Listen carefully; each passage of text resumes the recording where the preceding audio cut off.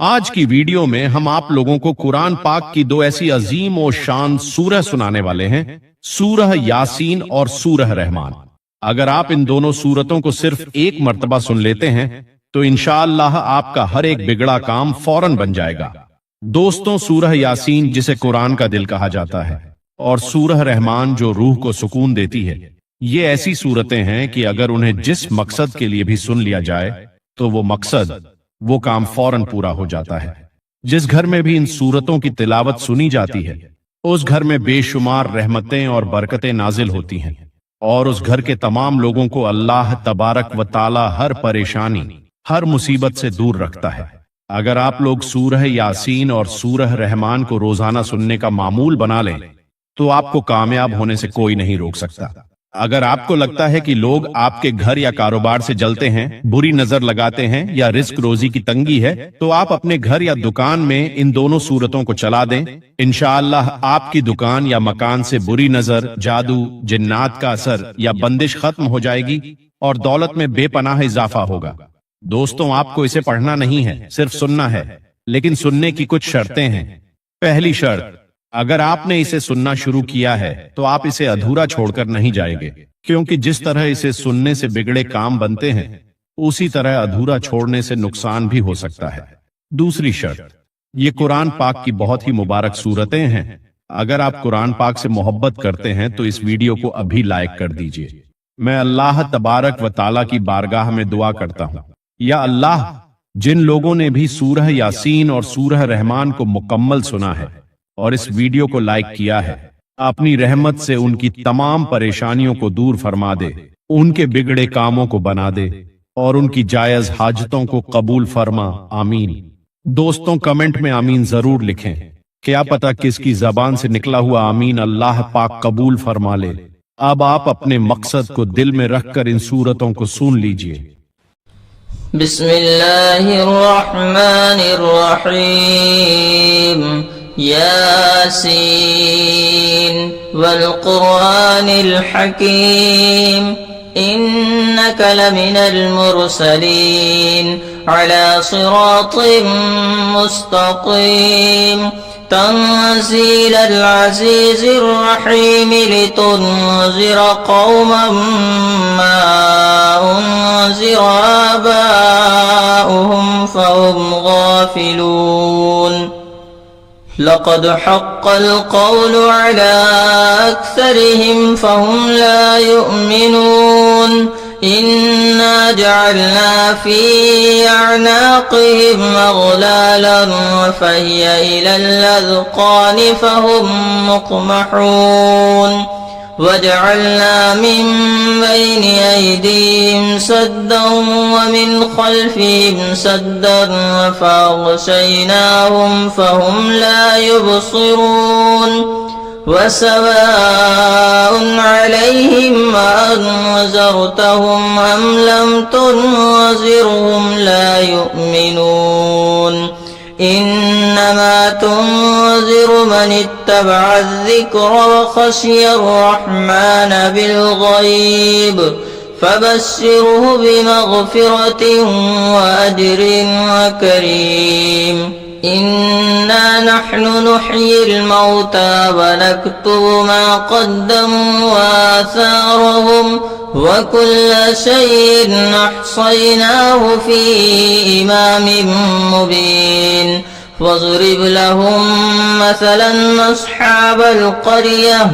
إذ جاءها المرسلون، إذ أرسلنا إليهم اثنين فكذبوهما فعززنا بثالث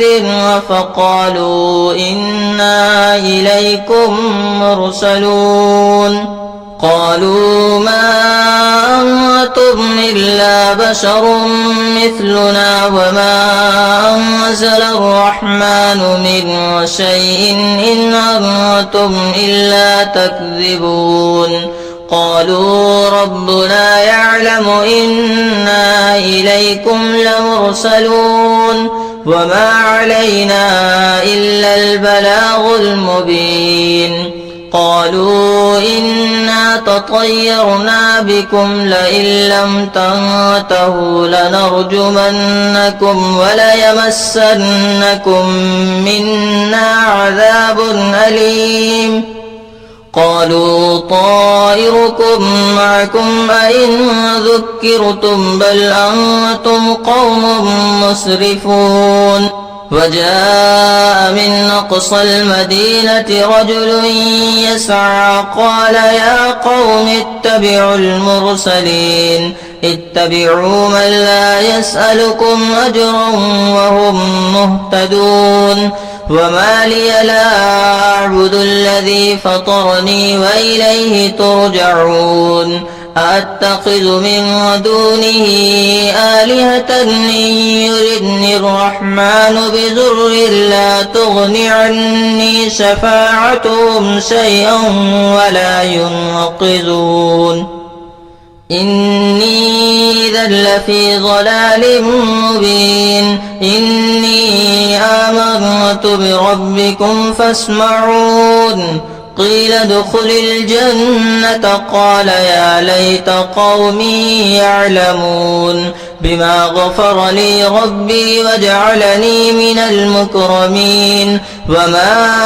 أنزلنا على قومه من بعده من جند من السماء وما كنا منزلين إن كانت إلا صيحة واحدة فإذا هم خامدون يا حسرة على العباد ما يأتيهم من رسول إلا كانوا به يستهزئون ألم يروا كم أهلكنا قبلهم من القرون أنهم إليهم لا يرجعون وإن كل لما جميع لدينا محضرون وآية لهم الأرض الميتة أحييناها وأخرجنا منها حبا فمنه يأكلون وجعلنا فيها جنات من نخيل وأعناب وفجرنا فيها من العيون ليأكلوا من ثمره وما عملته أيديهم أفلا يشكرون سبحان الذي خلق الأزواج كلها مما تنبت الأرض ومن أنفسهم ومما لا يعلمون وآية لهم الليل نسلخ منه النهار فإذا هم مظلمون والشمس تجري لمستقر لها ذلك تقدير العزيز العليم والقمر قدرناه منازل حتى عاد كالعرجون القديم لا الشمس ينبغي لها أن تدرك القمر ولا الليل سابق النهار وكل في فلك يسبحون وآية لهم أنا حملنا ذريتهم في الفلك المشحون وخلقنا لهم من مثله ما يركبون وإن نشأ نغرقهم فلا صريخ لهم ولا هم ينقذون إلا رحمة منا ومتاعا إلى حين وإذا قيل لهم اتقوا ما بين أيديكم وما خلفكم لعلكم ترحمون وما تأتيهم من آية من آيات ربهم إلا كانوا عنها معرضين وإذا قيل لهم أنفقوا مما رزقكم الله قال الذين كفروا للذين آمنوا أنطعم من لو يشاء الله أطعمه إن أنتم إلا في ضلال مبين ويقولون متى هذا الوعد إن كنتم صادقين ما ينظرون إلا صيحة واحدة وتأخذهم وهم يخصمون فلا يستطيعون توصية ولا إلى أهلهم يرجعون ونفخ في الصور فإذا هم من الأجداث إلى ربهم ينسلون قالوا يا ويلنا من بعثنا من مرقدنا هذا ما وعد الرحمن وصدق المرسلون إن كانت إلا صيحة واحدة فإذا هم جميع لدينا محضرون فاليوم لا تظلم نفس شيئا ولا تجزون إلا ما كنتم تعملون إن أصحاب الجنة اليوم في شغل فاكهون هم وأزواجهم في ظلال على الأرائك متكئون لهم فيها فاكهة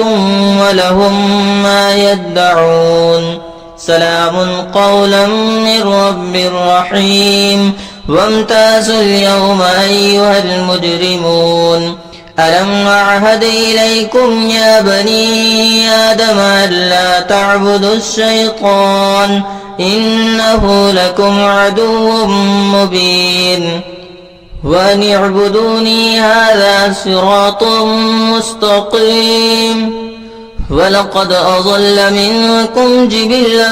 كثيرا أفلم تكونوا تعقلون هذه جهنم التي كنتم توعدون اصلوها اليوم بما كنتم تكفرون اليوم نختم على أفواههم وتكلمنا أيديهم وتشهد أرجلهم بما كانوا يكسبون ولو نشاء لطمسنا على أعينهم فاستبقوا الصراط فأنى يبصرون ولو نشاء لمسخناهم على مكانتهم فما استطاعوا مضيا ولا يرجعون ومن نعمره ننكسه في الخلق أفلا يعقلون وما علمناه الشعر وما ينبغي له إن هو إلا ذكر وقرآن مبين لينذر من كان حيا ويحق القول على الكافرين أولم يروا أنا خلقنا لهم مما عملت أيدينا أنعاما فهم لها مالكون وذللناها لهم فمنها ركوبهم ومنها يأكلون ولهم فيها منافع ومشارب أفلا يشكرون واتخذوا من دون الله آلهة لعلهم ينصرون لا يستطيعون نصرهم وهم لهم جند محضرون فلا يحزنك قولهم إنا نعلم ما يسرون وما يعلنون أولم ير الإنسان أنا خلقناه من نطفة فإذا هو خصيم مبين وضرب لنا مثلا ونسي خلقه قال من يحيي العظام وهي رميم قل يحييها الذي أنشاها أول مرة وهو بكل خلق عليم الذي جعل لكم من الشجر الأخضر نارا فإذا أنتم منه توقدون أوليس الذي خلق السماوات والأرض بقادر على أن يخلق مثلهم بلى وهو الخلاق العليم إنما أمره إذا أراد شيئا أن يقول له كن فيكون فسبحان الذي بيده ملكوت كل شيء وإليه ترجعون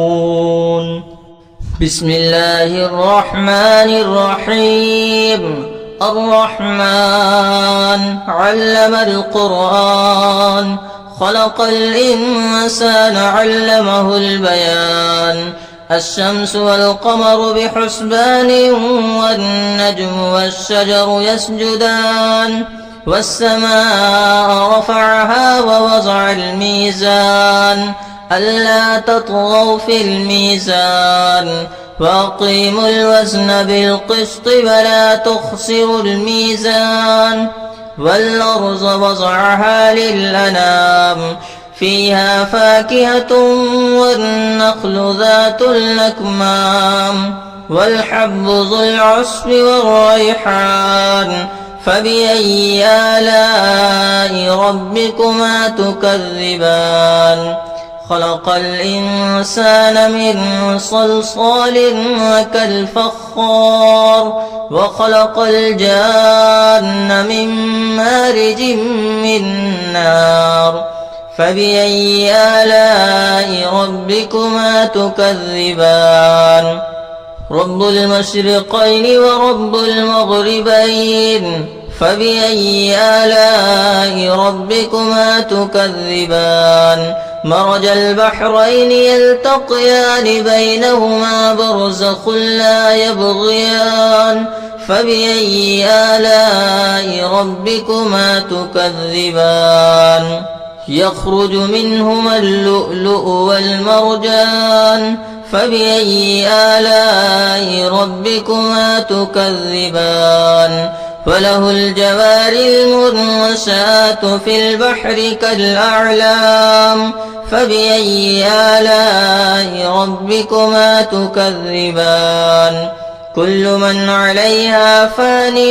ويبقى وجه ربك ذو الجلال والإكرام فبأي آلاء ربكما تكذبان يسأله من في السماوات والأرض كل يوم هو في شأن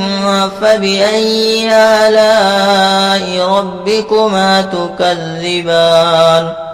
سنفرغ لكم أيها الثقلان فبأي آلاء ربكما تكذبان يا معشر الجن والإنس إن استطعتم أن تنفذوا من أقطار السماوات والأرض فانفذوا لا تنفذون إلا بسلطان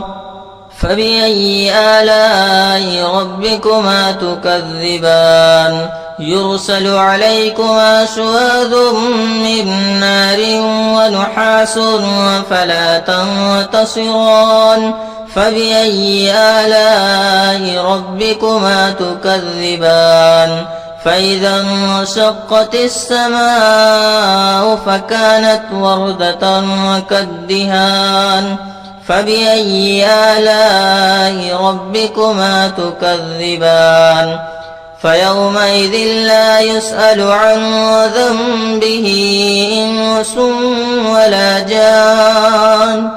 فبأي آلاء ربكما تكذبان يعرف المجرمون بسيماهم فيؤخذ بالنواصي والأقدام فبأي آلاء ربكما تكذبان هذه جهنم التي يكذب بها المجرمون يطوفون بينها وبين حميم آن فبأي آلاء ربكما تكذبان ولمن خاف مقام ربه جنتان فبأي آلاء ربكما تكذبان ذواتا أفنان فبأي آلاء ربكما تكذبان فيهما عينان تجريان فبأي آلاء ربكما تكذبان فيهما من كل فاكهة وزوجان فبأي آلاء ربكما تكذبان متكئين على فرش بطائنها من استبرق وجنى الجنتين دان فبأي آلاء ربكما تكذبان فيهن قاصرات الطرف لم يطمثهن إنس قبلهم ولا جان فبأي آلاء ربكما تكذبان كأنهن الياقوت والمرجان فبأي آلاء ربكما تكذبان هل جزاء الإحسان إلا الإحسان فبأي آلاء ربكما تكذبان ومن دونهما جنتان فبأي آلاء ربكما تكذبان مدهامتان فبأي آلاء ربكما تكذبان فيهما عينان نضاختان فبأي آلاء ربكما تكذبان فيهما فاكهة ونخل ورمان فبأي آلاء ربكما تكذبان فيهن خيرات حسان فبأي آلاء ربكما تكذبان حور مقصورات في الخيام فبأي آلاء ربكما تكذبان لم يطمثهن إنس قبلهم ولا جان فبأي آلاء ربكما تكذبان متكئين على رفرف خضر وعبقري حسان فبأي آلاء ربكما تكذبان تبارك اسم ربك ذي الجلال والإكرام بسم الله الرحمن الرحيم إذا وقعت الواقعة ليس لوقعتها كاذبة خافضة رافعة إذا رجت الأرض رجا وبست الجبال بسا فكانت هباء منبثا وكنتم أزواجا ثلاثة فأصحاب الميمنة ما أصحاب الميمنة وأصحاب المشأمة ما أصحاب المشأمة والسابقون السابقون أولئك المقربون في جنات النعيم ثلة من الأولين وقليل من الآخرين على سرر موضونة متكئين عليها متقابلين يطوف عليهم ولدان مخلدون بأكواب وأباريق وكأس من معين لا يصدعون عنها ولا ينزفون وفاكهة مما يتخيرون ولحم طير مما يشتهون وحور عين كأمثال اللؤلؤ المكنون جزاء بما كانوا يعملون لا يسمعون فيها لغوا ولا تأثيما إلا قيلا سلاما سلاما وأصحاب اليمين ما أصحاب اليمين في سدر مخضود وطلح منضود وظل ممدود وماء مسكوب وفاكهة كثيرة لا مقطوعة ولا ممنوعة وفرش مرفوعة إنا أنشأناهن إنشاء فجعلناهن بكارا عربا أترابا لأصحاب اليمين ثلة من الأولين وثلة من الآخرين وأصحاب الشمال ما أصحاب الشمال في سموم وحميم وظل من يحموم لا بارد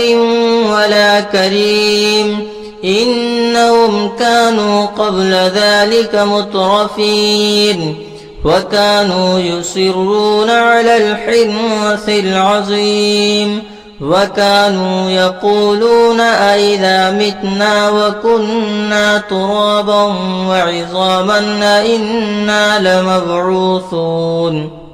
أو آباؤنا الأولون قل إن الأولين والآخرين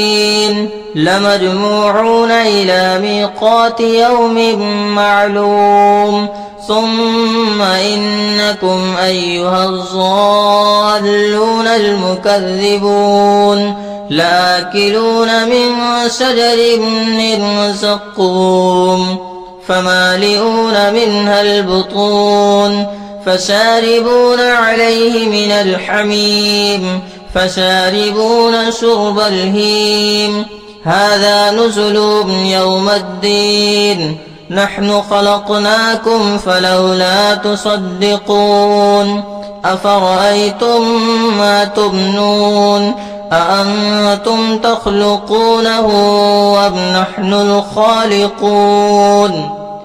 نحن قدرنا بينكم الموت وما نحن بمسبوقين على أن نبدل أمثالكم وننشئكم فيما لا تعلمون ولقد علمتم النشأة الأولى فلولا تذكرون أفرأيتم ما تحرثون أأنتم تزرعونه أم نحن الزارعون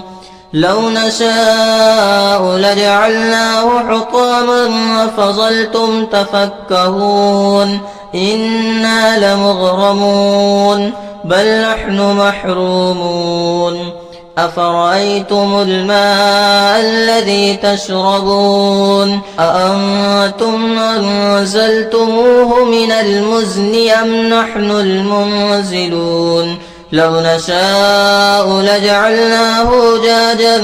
فلولا تشكرون أفرأيتم النار التي تورون أأنتم أنشأتم شجرتها أم نحن المنشئون نحن جعلناها تذكرة ومتاعا للمقوين فسبح باسم ربك العظيم فلا أقسم بمواقع النجوم وإنه لقسم لو تعلمون عظيم إنه لقرآن كريم في كتاب مكنون لا يمسه إلا المطهرون تنزيل من رب العالمين أفبهذا الحديث أنتم مدهنون وتجعلون رزقكم أنكم تكذبون فلولا إذا بلغت الحلقوم وأنتم حينئذ تنظرون ونحن أقرب إليه منكم ولكن لا تبصرون فلولا إن كنتم غير مدينين ترجعونها إن كنتم صادقين فأما إن كان من المقربين فروح وريحان وجنة نعيم وأما إن كان من أصحاب اليمين فسلام لك من أصحاب اليمين وأما إن كان من المكذبين الضالين فنزل من حميم وتصلية جحيم إن هذا لهو حق اليقين فسبح باسم ربك العظيم بسم الله الرحمن الرحيم تبارك الذي بيده الملك وهو على كل شيء قدير الذي خلق الموت والحياة ليبلوكم أيكم أحسن عملا وهو العزيز الغفور الذي خلق 7 سماوات طباقا ما ترى في خلق الرحمن من تفاوت فارجع البصر هل ترى من فطور ثم ارجع البصر كرتين ينقلب إليك البصر خاسئا وهو حسير ولقد زينا السماء الدنيا بمصابيح وجعلناها رجوما للشياطين وأعتدنا لهم عذاب السعير وللذين كفروا بربهم عذاب جهنم وبئس المصير إذا ألقوا فيها سمعوا لها شهيقا وهي تفور تكاد تميز من الغيظ كلما ألقي فيها فوج سألهم خزنتها ألم يأتكم نذير قالوا بلى قد جاءنا نذير فكذبنا وقلنا ما نزل الله من شيء إن أنتم إلا في ضلال كبير وقالوا لو كنا نسمع أو نعقل ما كنا في أصحاب السعير فاعترفوا بذنبهم فسحقا لأصحاب السعير إن الذين يخشون ربهم بالغيب لهم مغفرة وأجر كبير وأسروا قولكم أو اجهروا به إنه عليم بذات الصدور ألا يعلم من خلق وهو اللطيف الخبير هو الذي جعل لكم الأرض ذلولا فامشوا في مناكبها وكلوا من رزقه وإليه النشور أأمنتم من في السماء أن يخسف بكم الأرض فإذا هي تمور أم أمنتم من في السماء أن يرسل عليكم حاصبا فستعلمون كيف نذير ولقد كذب الذين من قبلهم فكيف كان نكير أولم يروا إلى الطير فوقهم صافات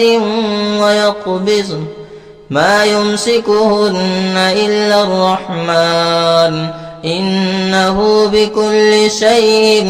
بصير أمن هذا الذي هو جند لكم ينصركم من دون الرحمن إن الكافرون إلا في غرور أمن هذا الذي يرزقكم من أمسك رزقه بل لجوا في عتو ونفور أفمن يمشي مكبا على وجهه يهدى أمن يمشي سويا على صراط مستقيم قل هو الذي أنشأكم وجعل لكم السمع والأبصار والأفئدة قليلا ما تشكرون قل هو الذي ذراكم في الأرض وإليه تحشرون ويقولون متى هذا الوعد إن كنتم صادقين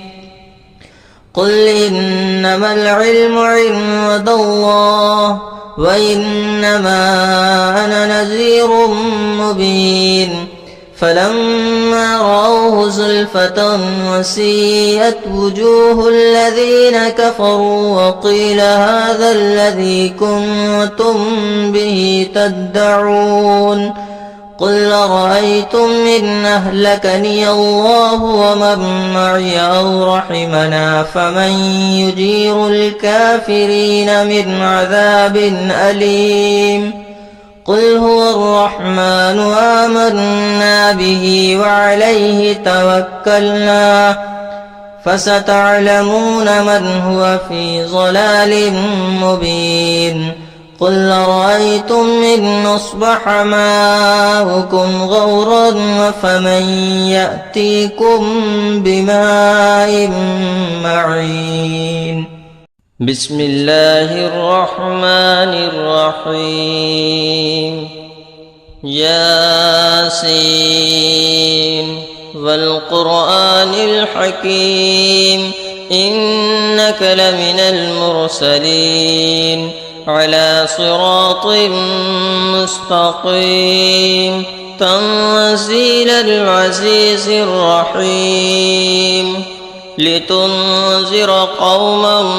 ما أنذر آباؤهم فهم غافلون لقد حق القول على أكثرهم فهم لا يؤمنون إنا جعلنا في أعناقهم أغلالا فهي إلى الأذقان فهم مقمحون وجعلنا من بين أيديهم سدا ومن خلفهم سدا فأغشيناهم فهم لا يبصرون وسواء عليهم أأنذرتهم أم لم تنذرهم لا يؤمنون إنما تنذر من اتبع الذكر وخشي الرحمن بالغيب فبشره بمغفرة وأجر كريم إنا نحن نحيي الموتى ونكتب ما قدموا وآثارهم وكل شيء أحصيناه في إمام مبين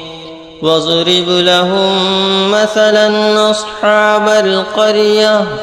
إذ جاءها المرسلون إذ أرسلنا إليهم اثنين فكذبوهما فعززنا بثالث فقالوا إنا إليكم مرسلون قالوا ما أنتم إلا بشر مثلنا وما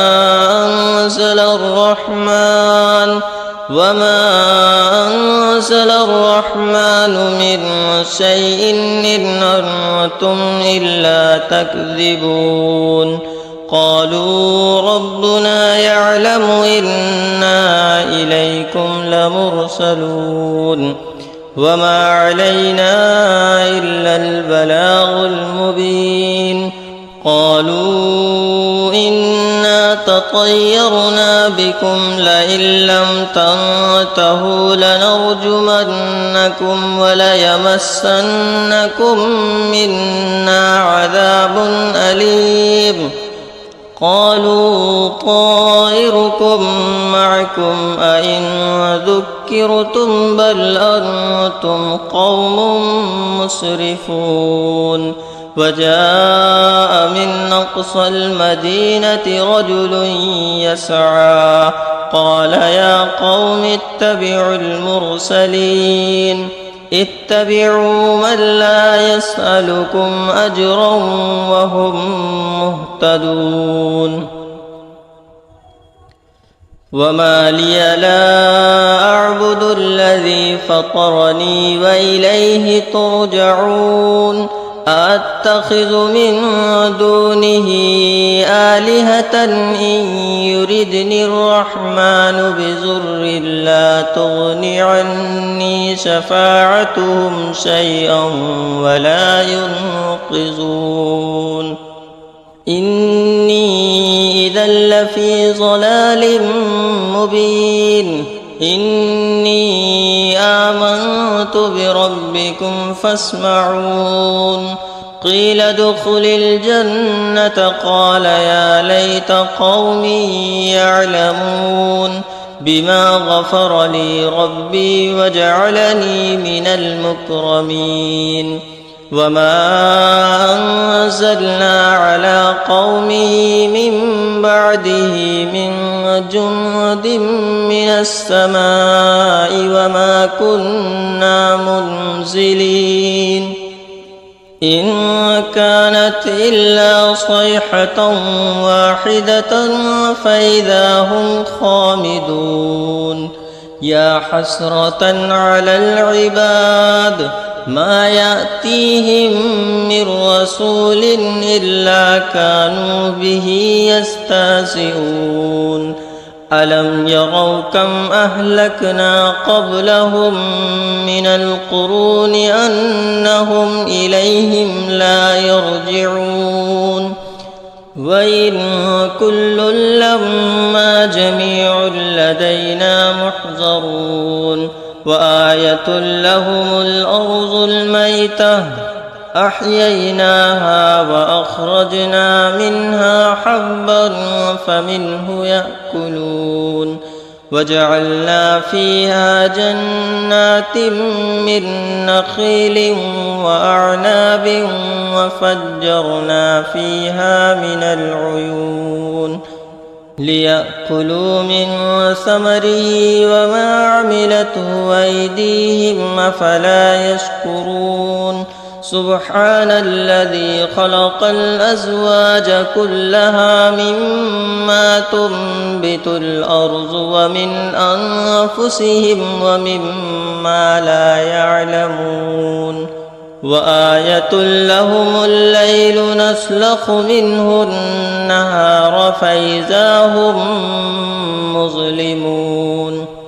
والشمس تجري لمستقر لها ذلك تقدير العزيز العليم والقمر قدرناه منازل حتى عاد كالعرجون القديم لا الشمس ينبغي لها أن تدرك القمر ولا الليل سابق النهار وكل في فلك يسبحون وآية لهم أنا حملنا ذريتهم في الفلك المشحون وخلقنا لهم من مثله ما يركبون وإن نشأ نغرقهم فلا صريخ لهم ولا هم ينقذون إلا رحمة منا ومتاعا إلى حين وإذا قيل لهم اتقوا ما بين أيديكم وما خلفكم لعلكم ترحمون وما تأتيهم من آية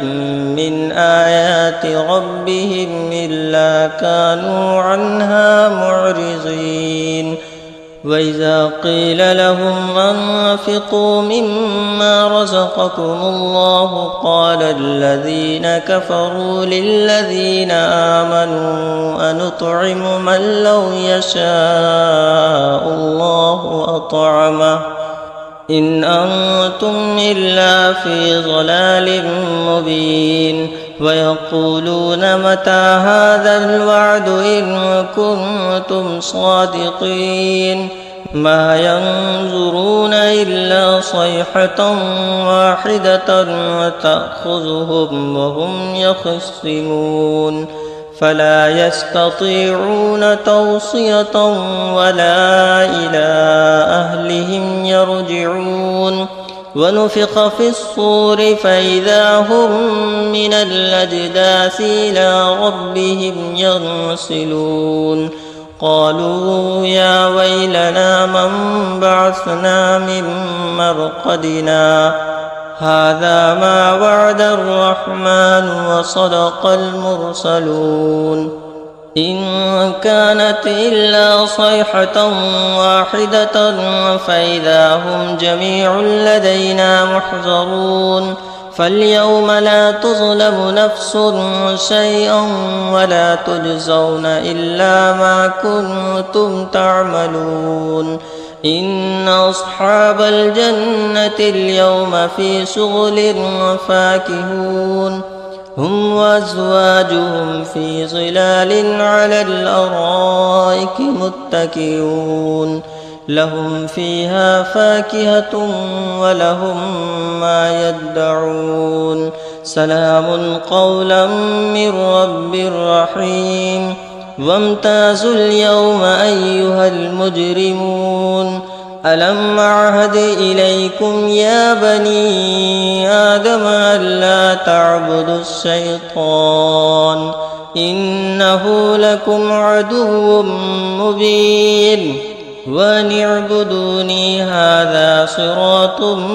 مستقيم ولقد أضل منكم جبلا كثيرا أفلم تكونوا تعقلون هذه جهنم التي كنتم توعدون اصلوها اليوم بما كنتم تكفرون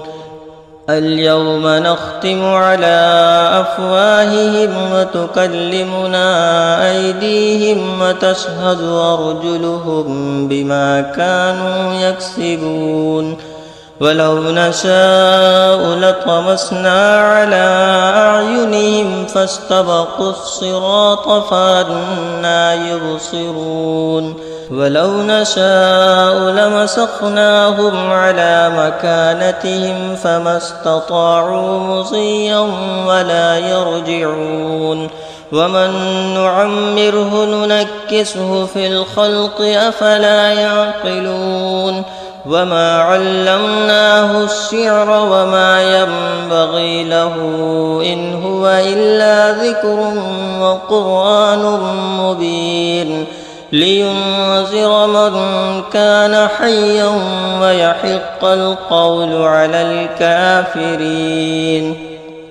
أولم يروا أنا خلقنا لهم مما عملت أيدينا أنعاما فهم لها مالكون وذللناها لهم فمنها ركوبهم ومنها يأكلون ولهم فيها منافع ومشارب أفلا يشكرون واتخذوا من دون الله آلهة لعلهم ينصرون لا يستطيعون نصرهم وهم لهم جند محضرون فلا يحزنك قولهم إنا نعلم ما يسرون وما يعلنون أولم ير الإنسان أنا خلقناه من نطفة فإذا هو خصيم مبين وضرب لنا مثلا ونسي خلقه قال من يحيي العظام وهي رميم قل يحييها الذي أنشاها أول مرة وهو بكل خلق عليم الذي جعل لكم من الشجر الأخضر نارا فإذا أنتم منه توقدون أوليس الذي خلق السماوات والأرض بقادر على أن يخلق مثلهم بلى وهو الخلاق العليم إنما أمره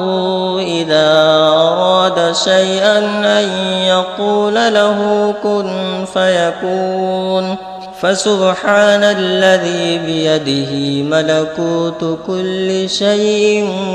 وإليه ترجعون. Thanks for watching.